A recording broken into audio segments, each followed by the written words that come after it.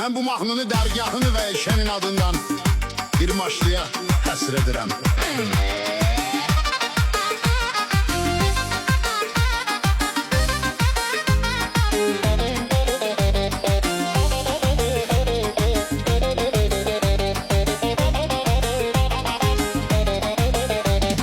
Salam olsun hər yana, cümlə Azərbaycana, vətənimizin hər yanı sevindirir insanı.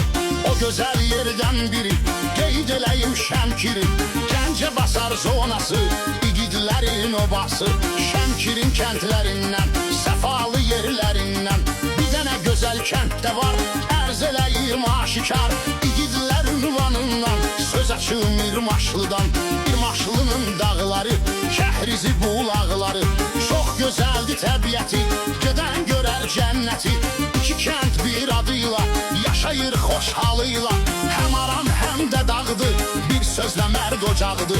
Layiq olub hörmətə, keçirən əsas söhbətə, Rusun hər bir elində, böyük şəhərlərində, Moskvada bitərdə, hər tərəf hər yerində.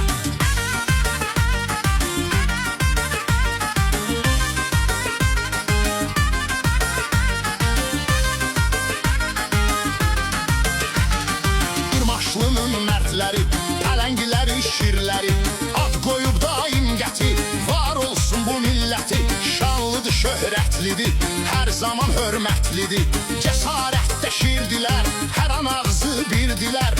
Ukraynanın gözündə, Odessanın özündə var əksər qoçaqları, neçə mərd oğlanları, dayaqdılar obasına, bağlıdır yurd yuvasına.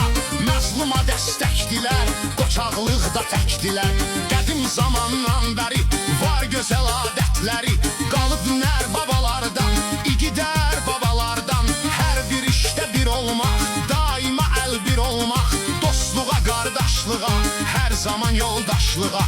Sadiq olan oğullar bu kənddədir aşikar, cəsarətdə hünərli, sözlərində kəsərli.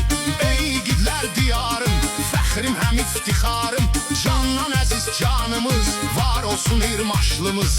Gəlməsin heç vaxt gözə, çünki doğmadır bizə, sağ ol söyləyib sizə, Əsəd son qoyur sözə.